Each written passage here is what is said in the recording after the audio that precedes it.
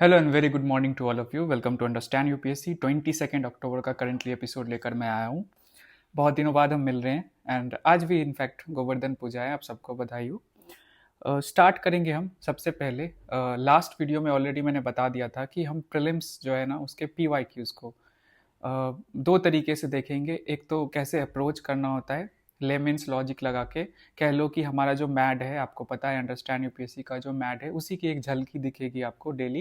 And also we will go topic wise, subject wise and topic wise, मतलब कि इस तरीके से हम बढ़ेंगे। टोटल मैंने आइडेंटिफाई किए हैं 60 to 70 ऐसे टॉपिक्स हैं जिस पे यूपीएससी प्रीलिम्स में लगातार क्वेश्चन पूछता रहा है डिफरेंट सब्जेक्ट्स में। चाहे वो इंटरनेशनल रिलेशन हो, जैसे कि प्लेसेस इन न्यूज़, या इंटरनेशनल बॉडीज़ होती है, पॉलिटी है, इकोनॉमी है, जोग्राफी है, हिस्ट्री है, then we have other subjects like environment, science and tech. इस तरीके से हम प्रोसीड करेंगे। तो टोटल 70 to 80 टॉपिक्स ओवरऑल है, उसी को मैं टॉपिक वाइज कवर करूँगा एंड इंश्योर कर दूंगा कि हमारा जो TDF है ना उसके साथ साथ ये भी साथ साथ चले एंड डेली आप प्रैक्टिस करो मेरे साथ। ठीक है। सो उसी कड़ी में आज ऐसे ही ट्रायल कहते हैं ना, हम करते हैं ट्राई। कल से हम टॉपिक वाइज जाएंगे। तो ये पहला क्वेश्चन आपके सामने है, प्रीवियस ईयर क्वेश्चन है 2017 का। ये आपको खुद से अटेम्प्ट करने हैं and you don't have any knowledge about global infrastructure facility. अगर आपको PYQ याद भी है तो आपको उसको ध्यान में नहीं रखना है। बस सोचिए आपके सामने में एकदम से ये क्वेश्चन आ गया तो क्या करोगे। ठीक है। तो मैं ऐसा सोच रहा हूँ कि आप लोग जैसे TDF में ब्रेनस्टॉर्म करते हो उसी तरीके से भी ब्रेनस्टॉर्म कर रहे होंगे। And two things are there. एक तो जब भी क्वेश्चंस आपके सामने हो ना तो एक दो चीज़ कंसिडर करना चाहिए। एक तो स्टेटमेंट्स क्या होते हैं दिए हुए क्वेश्चन में। सेकेंड थिंग इज ऑप्शंस कैसे सेट किए गए हैं। ये दोनों चीज़ें को ध्यान में रखते हुए एक क्वेश्चन को सॉल्व करना चाहिए मेरे हिसाब से। ऑप्शंस कैसे सेट किए गए हैं ये भी बहुत बड़ा फैक्टर होता है। जो एलिमिनेशन टेक्निक होता है या बहुत तरीके होते हैं ना जिससे हम आंसर तक पहुंच पाते हैं, एक फाइनल कंक्लूजन या फाइनल डिसीजन ले पाते हैं, तो वो ऑप्शंस कैसे सेट हुए हैं उससे भी पता चलता है। ठीक है। तो लेट अस सी, इस क्वेश्चन को हम देखते हैं। आप लोग पहले ट्राई कर लो। इस तरह से भी हम 5 क्वेश्चंस करने वाले हैं। ठीक है। And then we will move to our जो है हमारा करेंटली का आज का इंपॉर्टेंट आर्टिकल्स है उसको कवर करेंगे। So let us start. Global infrastructure facility, मुझे कुछ भी नहीं पता इसके बारे में। I don't know anything about it. ठीक है। तो इसमें तो स्टेटमेंट ज़्यादा है नहीं। हम आते हैं ऑप्शंस पे। 4 ऑप्शंस होते हैं, यही होते हैं ना। सो लेट अस सी, आसियान इनिशिएटिव है टू अपग्रेड इंफ्रास्ट्रक्चर। एक तो ग्लोबल वर्ड है एंड दूसरा है इंफ्रास्ट्रक्चर। मेन दो ही वर्ड्स दिख रहे हैं इसमें। अब ग्लोबल वर्ड का मतलब क्या होगा? Global coverage. ठीक है, पूरी दुनिया में कवर किया जाएगा। इंफ्रास्ट्रक्चर मतलब कि हम बनाने के लिए फैसिलिटेट करेंगे, ये बॉडी जो है ना फैसिलिटेट करेगी इंफ्रा। सो लेट अस सी, पहले ग्लोबल लेवल पे सोचते हैं इसको ब्रेक करके कि आसियान क्या एक ग्लोबल इनिशिएटिव है। ऑल्दो इंफ्रास्ट्रक्चर वर्ड है एशिया में and financed by credit from the Asian development bank, ये मैं मान लेता हूँ। लेकिन ये क्या आसियान की प्रेजेंस कितनी है? मतलब एक लेमन तरीके से सोचो, एक नॉन टेक्निकल नॉन स्पेशलाइज्ड आपके पास नॉलेज नहीं है तब उस तरीके से सोचो। लेमेंस लॉजिक है ना, वो यूज करना है। आपको लगता है आसियान क्या ग्लोबल लेवल पे चीज़ें कम उम्मीद है ना कि वो मतलब इस तरह से फैसिलिटी डेवलप करेगा? नहीं ना। तो इस ऑप्शन को हम हटा सकते हैं। वर्ल्ड बैंक है, ये कर सकती है। अभी नहीं जा रहे, हम चारों ऑप्शंस देख रहे हैं। ठीक है।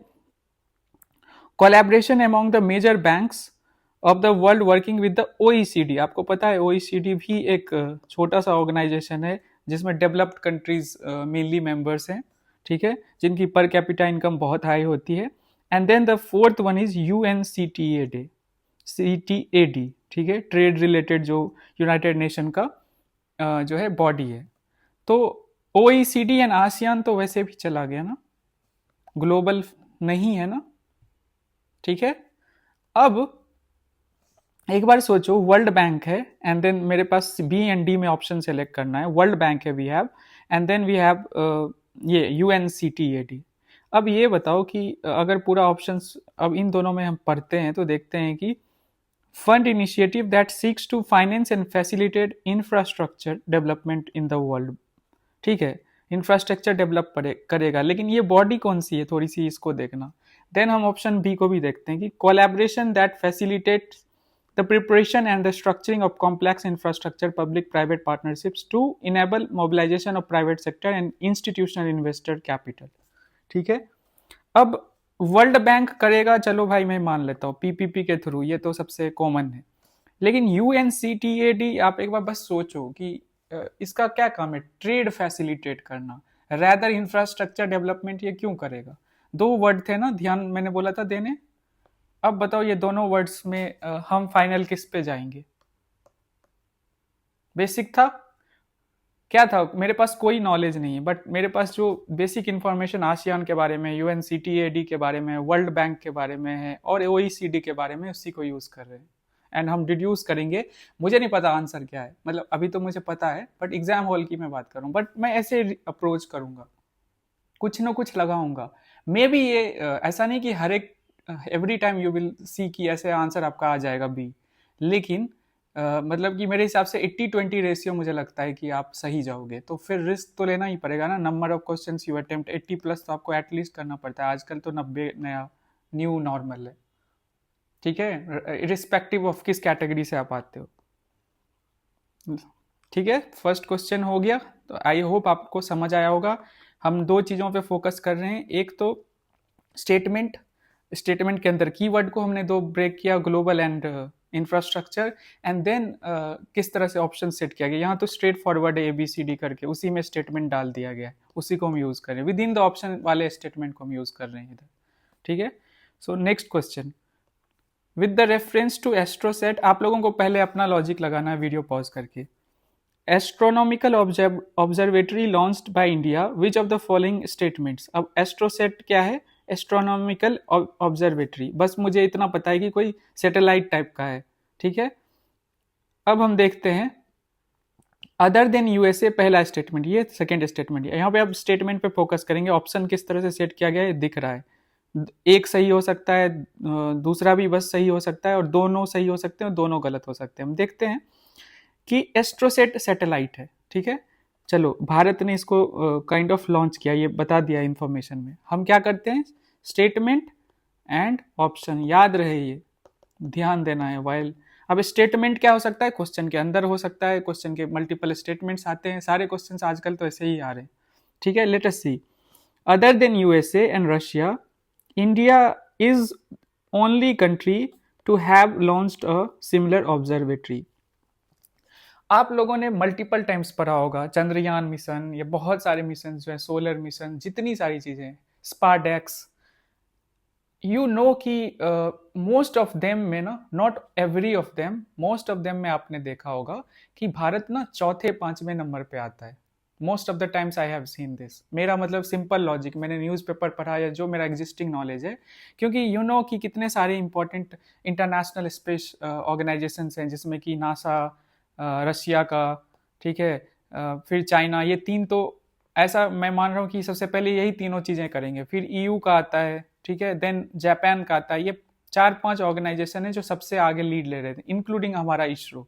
तो most of the times 4th या 5th पोजीशन पे होती है, कोई भी हम नई चीज़ें करते हैं, इसरो की कुछ भी ऐसा नया होता है तो उस बेसिस पे ना, टेल मी ऑप्शंस जो आपने देखा है, मतलब कि आपका जो है ना, बोलते हैं ना सिक्स सेंस, क्या कहेगा कि ये स्टेटमेंट गलत हो सकता है, क्योंकि चाइना भी है, जापान का भी स्पेस ऑर्गेनाइजेशन है, EU का भी है, कनाडा का भी है, मतलब जो बहुत आगे हैं, आप लोगों को पता होगा। ठीक है, इंक्लूडिंग आवर इसरो।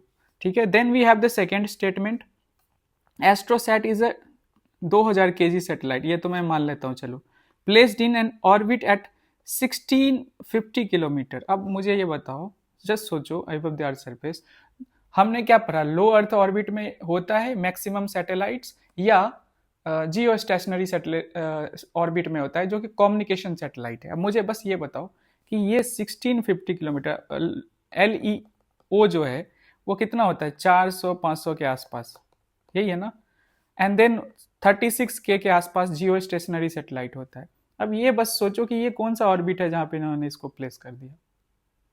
एक फैक्ट है, एक लॉजिक है, मुझे नहीं पता कितना है, कितना केजी है, बस एक चीज मैंने डिराइव किया and I come to the conclusion that this option is also wrong.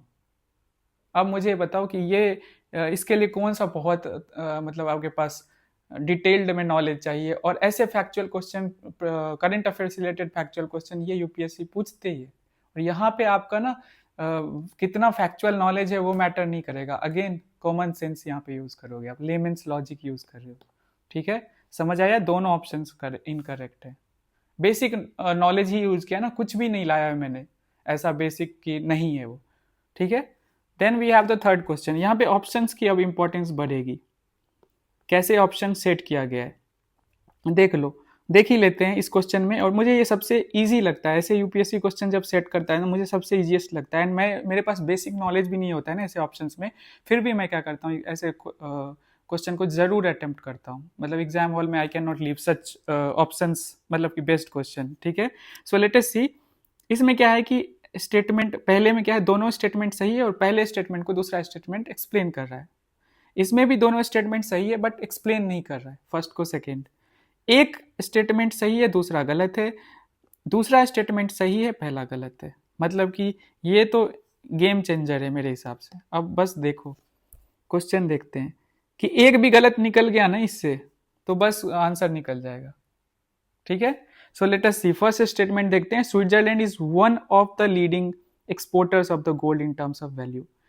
ठीक है, स्विट्जरलैंड के बारे में बेसिक नॉलेज हमारे पास क्या है, मूवीज के थ्रू या कैसे भी आपने जुटाया होगा बचपन से, कि एक छोटा सा यूरोप में, सेंट्रल यूरोप में कंट्री है, सुंदर है। ठीक है, एरिया छोटा है। ठीक है, इतना बस हमें पता है। और बेसिक है कि हमारे पैसे बहुत ज्यादा वहां पे इन्वेस्ट होते हैं, मतलब ब्लैक मनी, यही है ना हमारे पास नॉलेज। अब देखो, Switzerland is one of the leading exporters of gold in terms of value. Exporter है गोल्ड का, प्रोड्यूसर नहीं लिखा है पहले स्टेटमेंट में। एक्सपोर्टर मतलब क्या होता है, किसी से खरीद के किसी को बेच सकता है, ऐसा हो सकता है। ठीक है, खुद का प्रोडक्शन हो ना हो, कहीं से खरीद के बेचा जा सकता है। ठीक है, ये पहला स्टेटमेंट है। अब सही है गलत है मुझे नहीं पता, अभी मुझे बस है कि मैं अभी इस पे श्योर नहीं हूँ। वन ऑफ द भी लिखा है, ऐसा तो नहीं लिखा है कि फर्स्ट है, सेकेंड है, थर्ड है, वन ऑफ द लिखा है। तो वन ऑफ द का कोई नंबर नहीं होता, टॉप 10 में भी आ सकता है। ठीक है, टॉप 20 में भी आ सकता है, इसमें कोई स्पेसिफाइड नहीं है ना नंबर कि कौन सा रैंक है। Then we have the second statement, Switzerland has the second largest gold reserves in the world, this is the issue. Just सोचो, कोई भी कंट्री है ना, आपने पढ़ा होगा ना, मैक्सिमम टाइम्स 99% टाइम्स जिन कंट्रीज की एरिया बड़ी होती है, एरिया बड़ी होती है, जैसे कि 6-7 इंपॉर्टेंट कंट्रीज है, USA, China, Russia, including our country India, Australia, Brazil. ठीक है, ये 6-7 कंट्रीज जो है ना, इनके एरिया बड़ी है, ये टॉप मतलब एरिया वाइज सबसे बड़े कंट्रीज में आते हैं। तो ज्यादा एरिया होगा तो ज्यादा reserves, reserves in the terms, in इस टर्म में कह रहा हूँ कि एक जगह नहीं लोकेटेड, मतलब अलग अलग जगह उस कंट्री के अंदर, with in the country location हो सकता है साइट्स का, तो चांसेस ज्यादा होते हैं। तो एरिया, और जहां when it comes to food production, तो एरिया बहुत मैटर करता है ना, कल्टिवेटेड एरिया कितना है। मतलब मैं अभी ऐसे बता रहा हूँ कि आप लोग ऐसे सोचना कि कोई कंट्री बड़ा है एरिया, तो उसके चांसेस ज्यादा हाई रहेंगे। एक पार्टिकुलर जो मिनरल हो, रिजर्व्स हो, सॉरी ये एग्रीकल्चरल प्रोडक्ट्स हो या कुछ भी और हो, तो एरिया उसका मैटर करता है। Second is population. अब देखो कितना पॉपुलेशन है, अब कंजम्पशन भी ज्यादा होगा ना। अब गोल्ड जो है ना, हमारा पॉपुलेशन ज्यादा है, हमारे पास रिजर्व्स लिमिटेड हैं गोल्ड के अक्रॉस द वर्ल्ड, अगर देखा जाए तो इवन हमारी एरिया बड़ी है, बट हम कंजम्पशन कितना करते हैं, हाईएस्ट, मतलब आई थिंक सेकेंड हाईएस्ट होगा चाइना के बाद, ये एक बार आप लोग चेक कर लीजिएगा। तो स्विट्जरलैंड एक छोटा सा यूरोप का कंट्री है।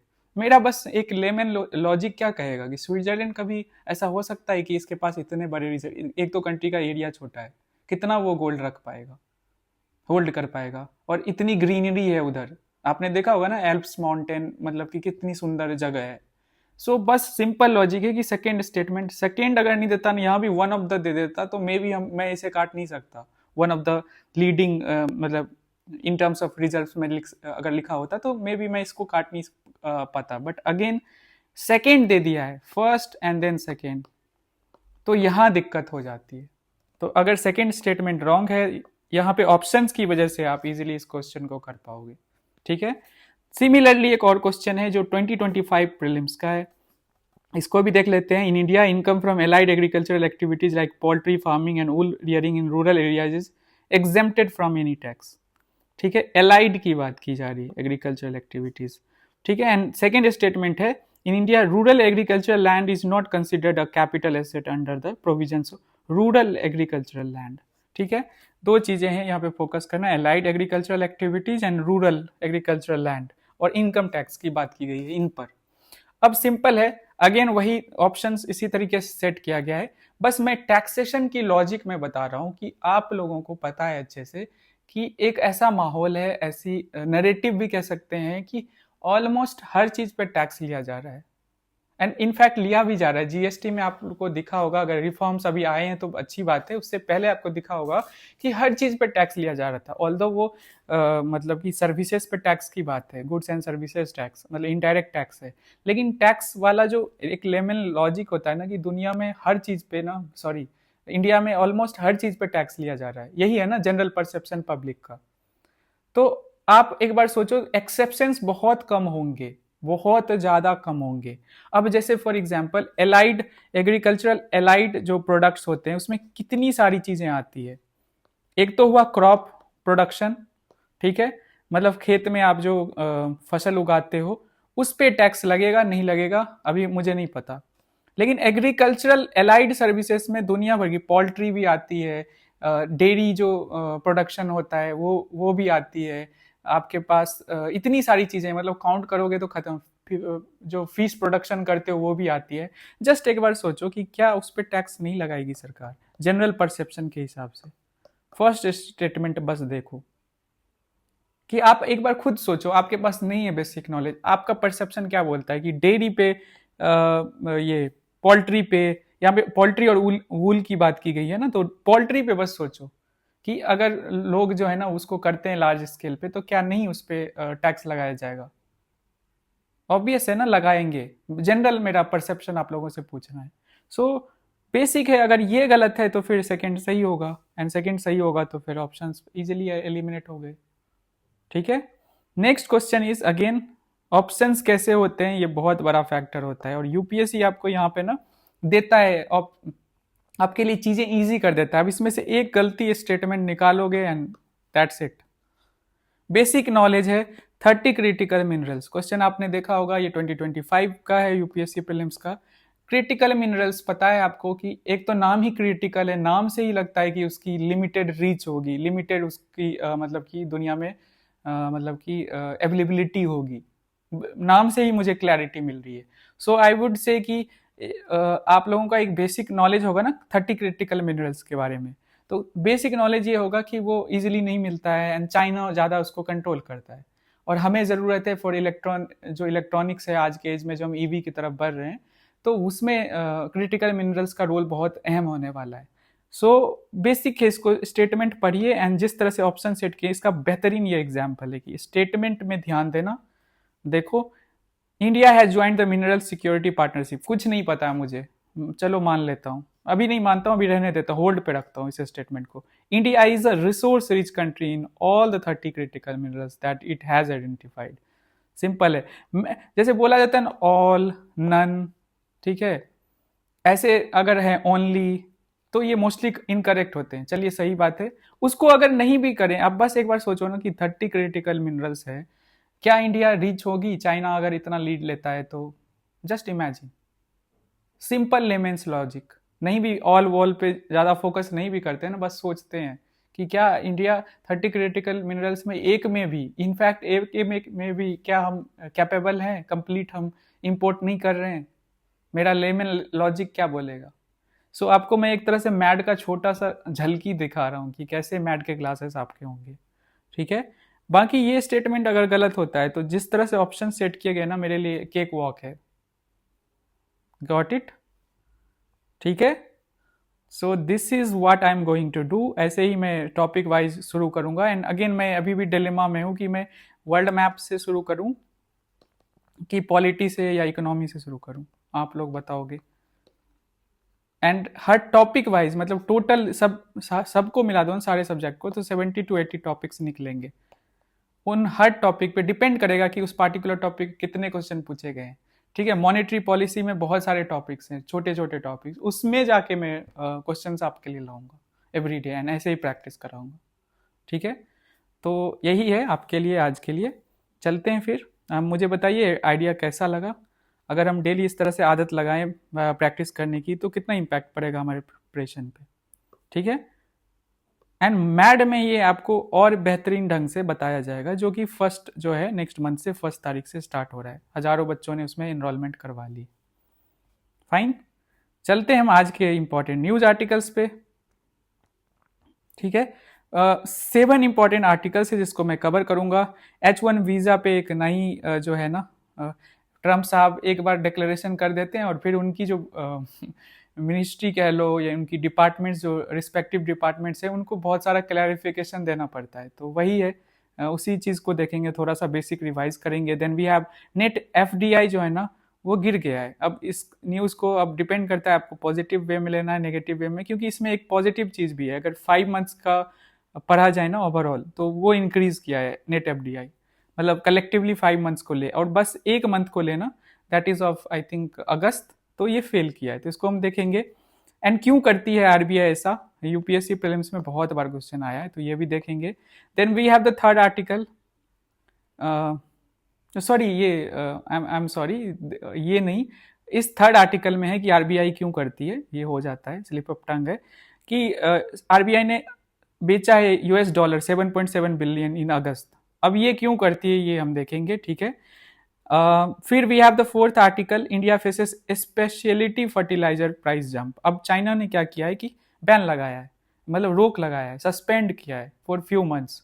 अभी फिक्स नहीं है कितने मंथ्स के लिए, तो उससे हमारे ऊपर इम्पैक्ट पड़ेगा ना। स्पेशलिटी फर्टिलाइजर क्या होता है, और कुछ स्पेशलिटी जो फर्टिलाइजर्स हैं उसका नाम जो है ना न्यूज़ में है, तो वो UPSC पूछ सकता है, पूछता है ना बनाकर क्वेश्चन इस तरह से कि स्पेशलिटी फर्टिलाइजर्स के मतलब नेम्स दे देंगे ना, आपसे कहेंगे 4 ऑप्शंस बना के कौन से ये न्यूज़ में ये है क्या।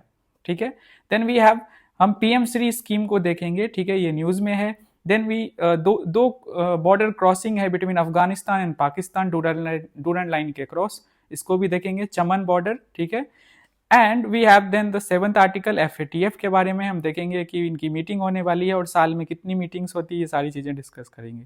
ठीक है, सो लेट अस स्टार्ट। मैं जल्दी से कोशिश करूंगा क्योंकि वजन नहीं है, बस बेसिक इंफॉर्मेशन आपको चाहिए। आपको पता है कि ट्रंप ने 19 सितंबर को अनाउंसमेंट की थी। प्रेसिडेंट ट्रंप अनाउंस 1 लाख जो $US है, one time fee on new H1B visa application पे लगेंगे।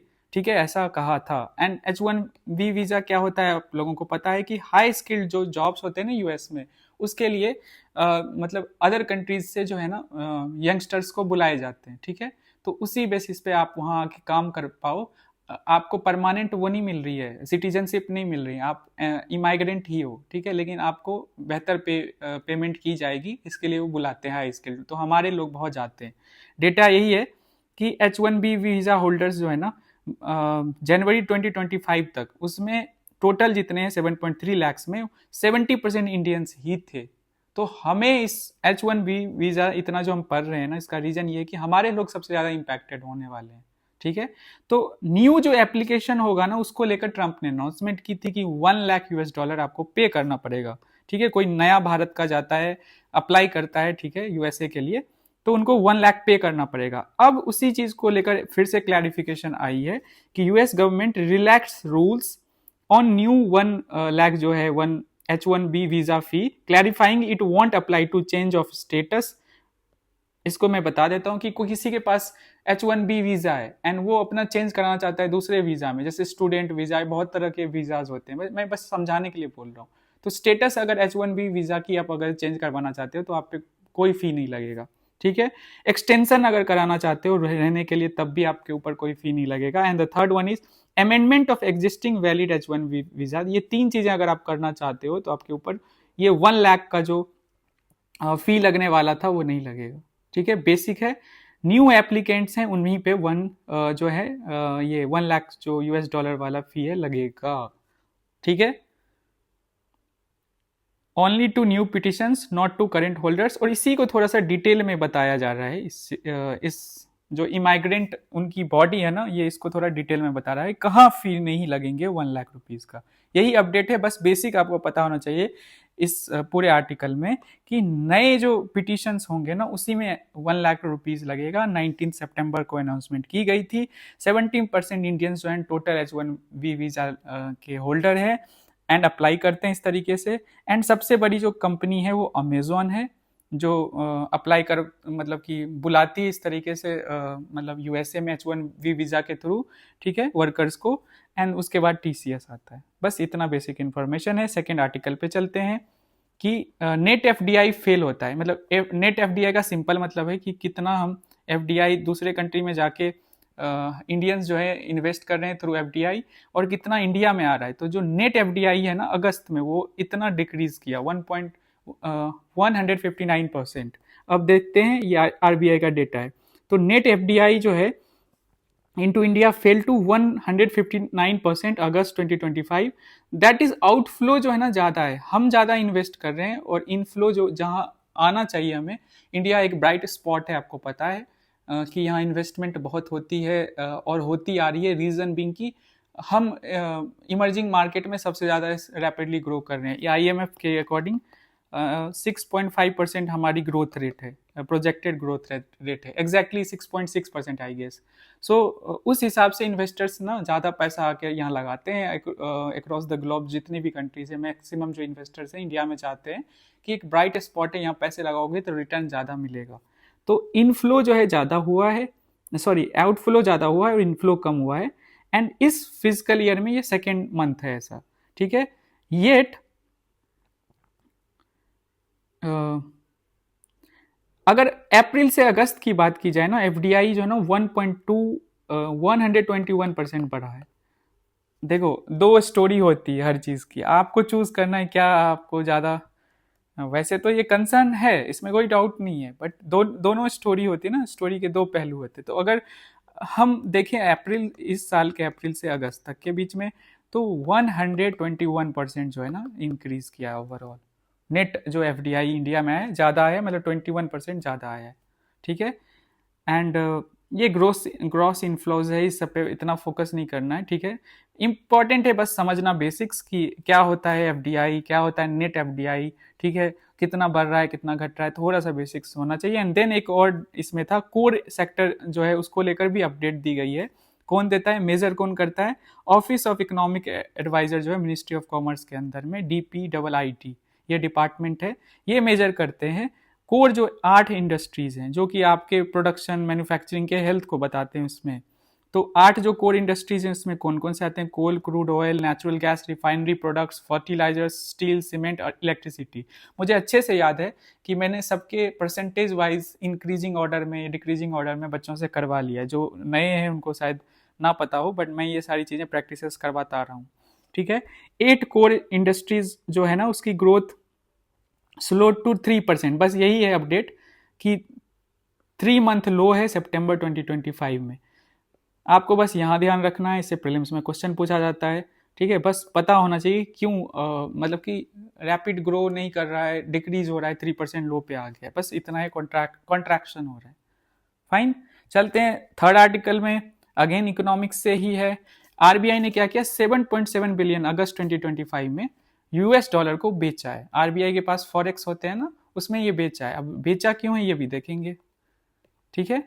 सो फॉल देखो सिंपल है कि जो रुपी है ना उसकी वैल्यू गिरती है, गिर रही है लगातार।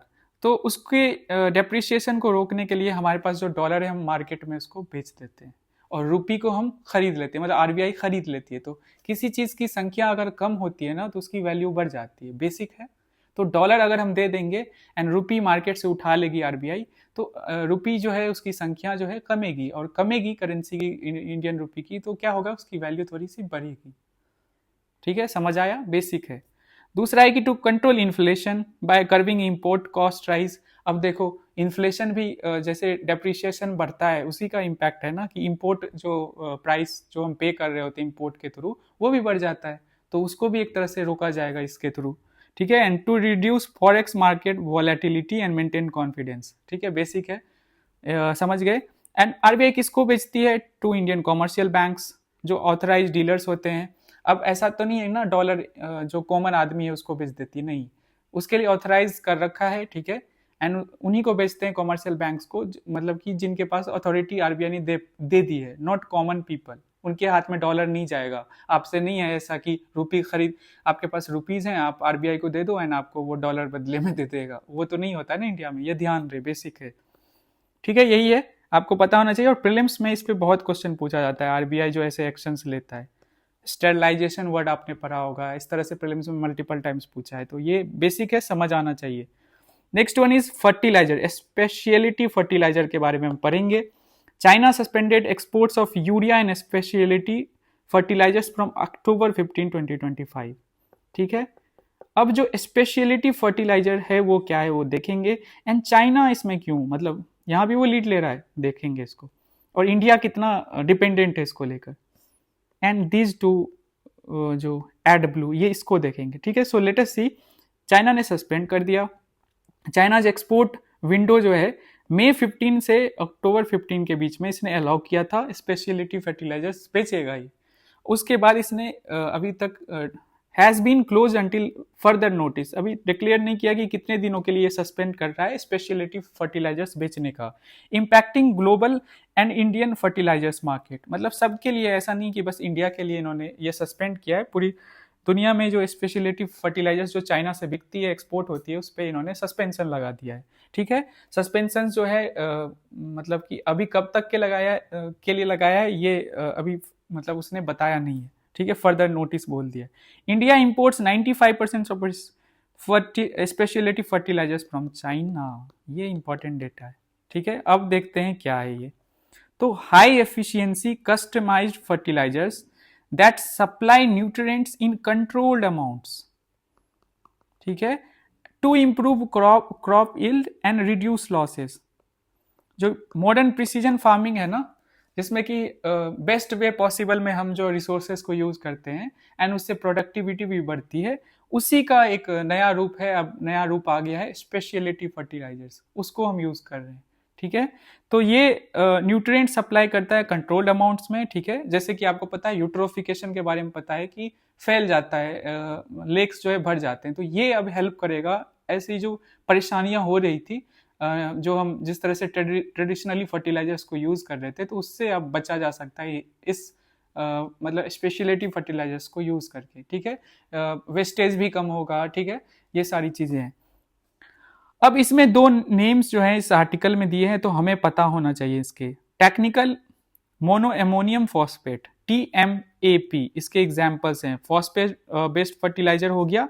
And second is urea solution products है, जिसका नाम है AdBlue, used for emission control and nitrogen supplementation. तो TMAP प्लस एडब्लू। अब ये कहीं भी ना क्वेश्चन में पूछ देगा, ये न्यूज में है, अब ये है क्या, तो आपको बोल देगा एक स्टेटमेंट, स्पेशलिटी फर्टिलाइजर्स है। इंडिया जो है 95% जो है इंपोर्ट करता है फ्रॉम चाइना, एंड इसके बेसिक्स आपको समझ आ गए होंगे। चलते हैं नेक्स्ट आर्टिकल पे, हम देखेंगे PM श्री स्कीम, ठीक है, न्यूज में थोड़ा बेसिक समझेंगे। तो केरला ने रिसेंटली PM श्री के जो फंड्स मिलने चाहिए स्टेट्स को, उसको लेकर उसने इच्छा जताई है। अब पता है केरला शुरू से ही PM श्री को अपोज करता आ रहा है, because one of the parameters जो आपको फॉलो करना पड़ेगा PM श्री के अंदर, that is national education policy, ठीक है। तो इस चीज को लेकर जो नॉन बीजेपी रूलिंग स्टेट्स हैं, नॉन एनडीए रूलिंग स्टेट्स हैं, वो अपोज करता आ रहा है, ठीक है।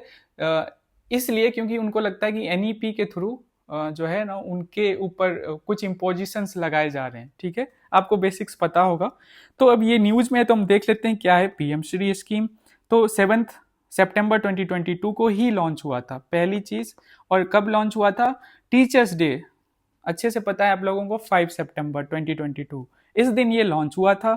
ऑब्जेक्टिव क्या है कि 14,500 स्कूल्स जो है ना across India as model schools under NEP 2020। See simple है, अराउंड 15,000 स्कूल्स जो है ना इस तरह से डेवलप करने की, वो मॉडल स्कूल हो, मतलब उसके आसपास देखो ये each PM Shri school to act as a lighthouse school for surrounding institutions. मतलब कि इस तरह से उसको डेवलप किया जाए कि लगे कि हाँ, मतलब कि इस तरीके से हमें ऐसे स्कूल को बनाना है, इंस्पायर करना है। मतलब भारत में बहुत सारे, मतलब लाख से भी ज्यादा स्कूल्स होंगे, मुझे एग्जैक्ट डेटा नहीं पता है, लेकिन अभी कितने को चुना गया है? 14,500। अब इसमें कौन कौन से स्कूल आते हैं? बस सेंट्रल गवर्नमेंट वाली स्कूल्स आती है? नहीं। देखो, schools manage by central, state and UT and local bodies, ये सब आते हैं इसके अंदर। इन सबको मिल सकता है पीएम श्री का लाभ, लेकिन फिक्स कर रखा है कि इतने ही स्कूल्स को लाभ मिलेगा, अराउंड 15,000। ठीक है, आगे शायद में भी इसको बढ़ाया जाए, लेट अस सी। तो इसको इम्प्लीमेंट कौन सी मिनिस्ट्री करती है? तो ministry of education obviously basic है, through its department of school education and literacy. ठीक है, एंड टाइम पीरियड इसका क्या है? 5 years था। 2022 में इसको लॉन्च किया गया 5 सितंबर को, तो 5 साल आप जोड़ दो। तो ये अब खत्म होने वाला है, ये स्कीम जो है ना, एक तरह से अभी इसको एक्सटेंड किया जाएगा, अगर लेट अस सी। बट अभी इसका टाइम पीरियड हम क्लोजर की तरफ जा रहे हैं, उसको जो शुरू में, ये शुरुआती दिनों में फिक्स किया गया है। बस यही है। Showcase best practices in inclusive, joyful, holistic, tech enabled learning, मतलब इस तरह से इसको डेवलप किया जाएगा। You I hope you all are getting this. समझ आ गया पीएम श्री? चलिए, अब एक क्वेश्चन है, ये सेंट्रल सेक्टर स्कीम है या स्पॉन्सर्ड स्कीम है? चलो बताओ, ये क्वेश्चन है आज, पहला ही क्वेश्चन मैंने पूछा है। चलो, चमन बॉर्डर क्रॉसिंग पार्शियली रीओपन्स आफ्टर पाक Afghan cease fire. So simple है, दो इंपॉर्टेंट बॉर्डर क्रॉसिंग्स जो हैं बिटवीन पाकिस्तान एंड अफगानिस्तान, वो न्यूज में है। चलो इसको देख लेते हैं। पहला है नदर्न साइड में, देखो तो काबुल एंड इस रीजन में है, ये अफगानिस्तान का बॉर्डर है, आप लोगों को पता होगा, पाकिस्तान अफगानिस्तान का बॉर्डर है। तो एक है टोरखाम, ये अभी न्यूज में नहीं है, बट मैं बता देता हूं कि दो इंपॉर्टेंट बॉर्डर क्रॉसिंग है, टोरखाम एंड चमन, जो कि ट्रांजिट, मतलब जो होता है ना, लोग इधर से जाते हैं या जो गुड्स है इधर से क्रॉस करते हैं। और दूसरा है चमन। ठीक है, ये आपको बस समझना है। अभी चमन की बात की जाएगी। इस मैप में भी आप देख सकते हो, ठोरखाम, पेशावर, एंड देन इधर काबुल है। ठीक है, and then we have Kandahar, इधर चमन। एंड एक चीज बस बेसिक समझानी है कि चमन जो है ना, पाकिस्तान साइड के बॉर्डर को हम कह रहे हैं, एंड स्पिन बोलदक जो है ना, क्रॉसिंग इधर साइड से कहते हैं। मतलब है दोनों सेम ही बॉर्डर क्रॉसिंग है, नाम अलग अलग है, बस इधर से अफगानिस्तान साइड से स्पिन बोलदक क्रॉसिंग बोल रहे हैं, and from the Pakistan side we are saying Chaman. तो अब हमें पता होना चाहिए कि Torkham crossing and Chaman crossing, ये अफगानिस्तान पाकिस्तान के बीच में दो इंपॉर्टेंट, ये नॉर्थ में, ये साउथ में। अभी बात चमन की हो रही है। ठीक है, so the Chaman border between Pakistan and Afghanistan was partially reopened after a ceasefire ended violent clashes that had shut the crossing standing goods and Afghan families. Simple है, इसको खोल दिया गया है चमन वाले को। ठीक है, एंड स्पिन बोलदक जो है उधर से अफगानिस्तान साइड से इसका नाम है। ठीक है, यही दो है, आपको इसके बारे में बेसिक पता होनी चाहिए। Next article, in fact last article of the day is FATF में discuss state sponsors ship of terrorism, Pakistan entities in focus. ठीक है, इसको हम देखेंगे क्या है। So financial action task force, इसकी बेसिक्स हम बाद में देखेंगे, पहले देख लेते हैं वाइन न्यूज। सिंपल है, मीटिंग्स इन पेरिस। ओके, तो इनकी मीटिंग पेरिस में होने वाली है। Are discussing state sponsorship of terrorism, बहुत इंपॉर्टेंट है। Focusing on Pakistan based entities accused of financing banned outfits like Lashkar Taiba and Jamaat, I think JEM, क्या, जैसे मोहम्मद। ओके, सो ये दो इंपॉर्टेंट बॉडीज हैं जिसको पाकिस्तान पोषित करता है। ठीक है, एंड इंडिया में जो हमले होते हैं, यही दो रिस्पॉन्सिबल मेनली होते हैं। तो इनके जो अक्यूज्ड है ना, इसको एक तरह से देखेगा कि किस तरह से पाकिस्तान टेरर फाइनेंसिंग कर रहा है। ओके, सो एक बहुत सुंदर अचीवमेंट है FTA के कंटेक्स्ट में कहूँ तो, और इंडियन इंटरेस्ट के हिसाब से देखो तो जून 2025 में FATF जो है ना, बॉडी जो है, कंडेम करता है Pahalgam terror attack, linking it with the terror financing network. पहली चीज ये। सेकेंड थिंग जो सबसे ज्यादा इंपॉर्टेंट है, FATF लेटेस्ट रिपोर्ट जो उसकी आई है, उसमें first time recognise state sponsorship of long standing global terror financing. India शुरू से ही बात उठाता आ रहा है कि पाकिस्तान जो है ना, टेररिज्म को स्टेट मतलब पाकिस्तानी स्टेट जो है ना उसको स्पॉन्सर करती है। अब FATF भी उसी तरीके से बोल रहा है, अभी पाकिस्तान का डायरेक्टली नाम नहीं लिया गया, but first time in its report जो है ना इस चीज़ को रिकॉग्नाइज करता है कि ऐसी भी चीज़ें होती है। तो एक तरह से डिप्लोमेटिकली इंडिया के लिए थोड़ा सा पॉजिटिव कह लो है ये बात, ठीक है। एंड इस तरह से अगर डिस्कशन होगा तो पाकिस्तान को बैकफुट पे भेजना, और हमारा जो लक्ष्य है ठीक है, ब्लैक लिस्ट करवाना पाकिस्तान को। अभी आपके पास क्वेश्चन है कि पाकिस्तान अभी ग्रे लिस्ट में है, ब्लैक लिस्ट में तो है नहीं, या नहीं है, ये बताना है आपको, ठीक है। ये पहले भी मैं पूछ चुका हूँ। चलिए थोड़ा सा आप देख लेते हैं। FATF 1989 में G7 के समिट में जो पेरिस में हुआ था उसके बेसिस पे इसको एस्टेब्लिश किया गया था। हेडक्वार्टर इसका पेरिस में है। मेंबर्स टोटल 39 कंट्रीज हैं, इंडिया भी वन ऑफ द मेंबर्स है। तो 37 इसमें कंट्रीज हैं एंड 2 रीजनल बॉडीज हैं इसका मेंबर। 39 में 37 कंट्रीज हैं एंड 2 जो है बॉडीज हैं। एक तो इसमें मुझे याद है GCC, Gulf cooperation council, UPPCS का इस बार का क्वेश्चन, एंड दूसरा है यूरोपियन कमीशन EC, ठीक है। तो ये टोटल मेंबर्स हैं, इंडिया भी इसका मेंबर है, सारे जो इंपॉर्टेंट कंट्रीज है दुनिया के इसके मेंबर हैं।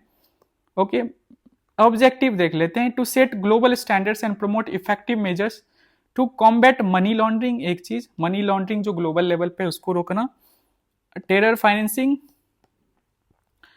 एंड प्रोलिफरेशन फाइनेंसिंग, मतलब मेन चीज है 2 चीजों पे फोकस करना, मनी लॉन्ड्रिंग को रोकना एंड टेरर जो फाइनेंसिंग है उसको रोकना है। उसी के बेसिस पे ये लिस्ट जो है ना ब्लैक लिस्ट, ग्रे लिस्ट इस तरह से देते हैं, ठीक है, किसी कंट्री को। उस पर ध्यान रखा जाएगा कि किस तरह से फाइनेंस किया जा रहा है, उनको जो पैसे मिलते हैं ना किस तरह से वो यूज करते हैं, उस पर मतलब कि एक तरह से ना पैनी नजर रखी जाएगी।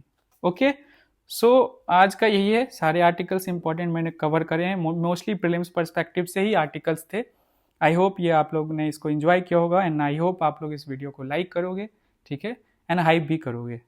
तो यही है टी जो हमारा करेंटली है उसका एक नया पहलू है, दैट इज ये जो डेली क्वेश्चन प्रैक्टिस है, जो कि टॉपिक वाइज, पहले सब्जेक्ट जो कि डिसाइड हो जाएगा आज एंड देन टॉपिक, और इस तरीके से आपको मैं प्रिपेयर करा दूंगा बिफोर प्रीलिम्स, बिफोर दिसंबर इटसेल्फ, कि आप डेली आपको आदत लगे कुछ क्वेश्चन प्रैक्टिस करने की।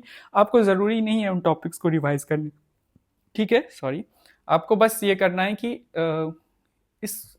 हमारे जो daily current affairs initiative currently है उसका पार्ट बनना है और सारी चीज़ें अपने आप हो जाएगी। ओके, फिर दिसंबर से आपका PYQ अगर प्रिपेयर्ड होगा, इनकेस अगर आप मैड के पार्ट नहीं बनेंगे तो प्रिपेयर्ड अगर होगा तो आपको क्या करना है, डायरेक्टली रिवीजन करना है एंड देन जो है टेस्ट सीरीज जो हमारी होती है, या आपको जो भी अच्छा लगे उस हिसाब से टेस्ट आप दे सकते हो, ठीक है। तो 2026 अटेम्प्ट के लिए कमर कस लीजिए, अंडरस्टैंड UPSC करेंटली आपके लिए तैयार है एंड TTF जो है ना वो भी कल से बिल्कुल शुरू हो जाएगा। हो सकता है वीडियो का लेंथ थोड़ा बढ़ जाए, but I will try my best कि तीनों चीज़ें कवर हो जाए। ओके, बाय, टेक केयर, मिलते हैं कल। वीडियो प्लीज़ लाइक कर दीजिए।